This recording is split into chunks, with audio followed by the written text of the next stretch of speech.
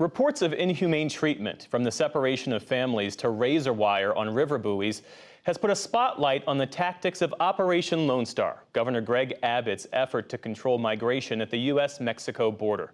White House correspondent Laura Barón-Lopez joins us now to explain. So, Laura, Eagle Pass is this key border community where Texas Governor Greg Abbott is carrying out this program known as Operation Lone Star. What are the conditions like there right now? I spoke to Congressman Joaquin Castro, a Texas Democrat who recently went to Eagle Pass to see what the conditions are like there, these new tactics that the governor has deployed. And this is what he said he saw. They have placed what I consider death traps along the Rio Grande River, this razor wire that's placed in such a way that migrants can come up against it and not see it, barrel traps with wiring so that people can get caught.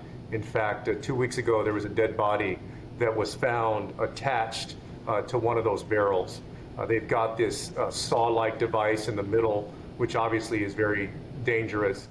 The barrels that Congressman Castro is talking about right there are these floating barriers that Governor Greg Abbott has placed on the Rio Grande, which a lot of humanitarian and immigration advocates have had concern about because of the fact that migrants have to come across these when they're trying to cross the border. There's also razor wire sharp fencing that has been placed around these areas where migrants are trying to cross. I also spoke to Uriel Garcia, who's a Texas Tribune reporter, and he said that he went down there recently as well and saw people getting injured as they tried to bypass specifically the fencing, this razor wire fencing. Now, a former border chief that I spoke to said that that type of fencing has been used by the Department of Homeland Security in the past, but that these tactics by Abbott are getting a lot of attention because they've been deployed in recent months.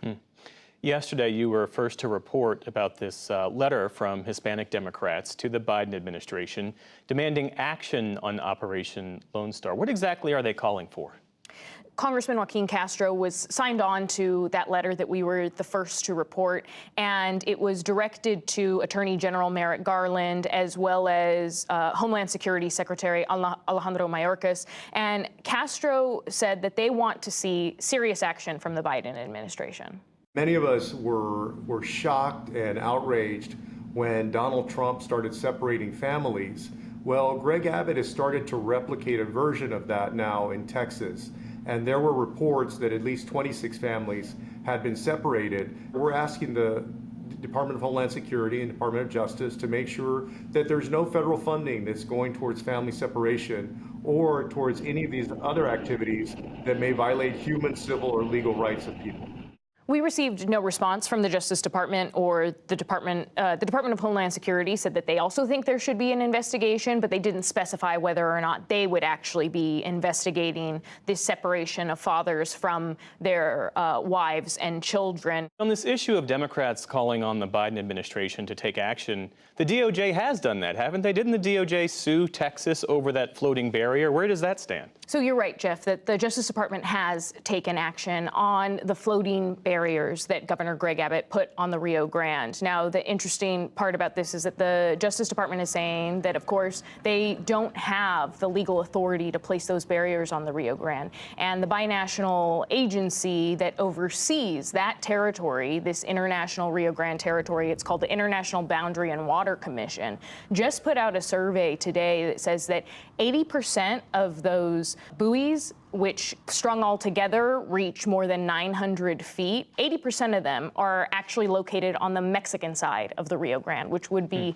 an impediment, which would be actually a violation of Mexico's sovereignty of their territory. And I spoke to Uriel Garcia, who is an immigration reporter for the Texas Tribune, and he said that Governor Greg Abbott is defending the decision this way. What Governor Abbott has said is that Texas has the right to defend its borders. And that's the reasoning for setting up the wiring, sending the troopers, and setting up this water barrier. They have not cited specific statute to say why they're doing this. How they have described it is they've been equating migrants with drug cartels and saying that the mass migration is bringing drugs and also is a is an act of invasion. And so invasion is the language that Governor Greg Abbott is using, as though there is an invasion that is attacking Texas, and that means that he has the right to declare these declarations, to place the floating barriers there, to block migrants. And what comes next now is there is a court hearing next week where the court will consider the Justice Department's lawsuit against the state of Texas. So this program has been in effect for 2 years now. What's been the response on the ground? Uriel Garcia, who went to Eagle Pass recently, said that previously there were a number of people in that border community that actually supported Operation Lone Star. But since then, they've actually soured on this program from the governor. And in particular, he spoke to a farmer, a female farmer who has private property there right along the border, and she told him that she's not happy with this anymore. When she started seeing what the wiring was causing, the policies causing physical harm and emotional tolls on the migrants themselves, she started having second thoughts, particularly when she saw a pregnant woman trying to get through the wiring and no one was helping her. Keep in mind, this is a Republican who voted for Abbott and is now having regrets of allowing the state on her property to implement these policies. She's not the only one in Eagle Pass that told him that she has regrets about supporting this program. There are other local elected officials there who also don't support it anymore because of the practices used by Governor Greg Abbott. Now, I also asked Congressman Joaquin Castro, again, if he's been satisfied, though, with the Biden administration's response to everything that's happening on the ground in Texas. And he said essentially that he's not.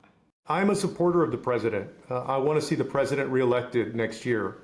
But I am surprised and disappointed that President Biden has not spoken out about these human tragedies. I think he should say something.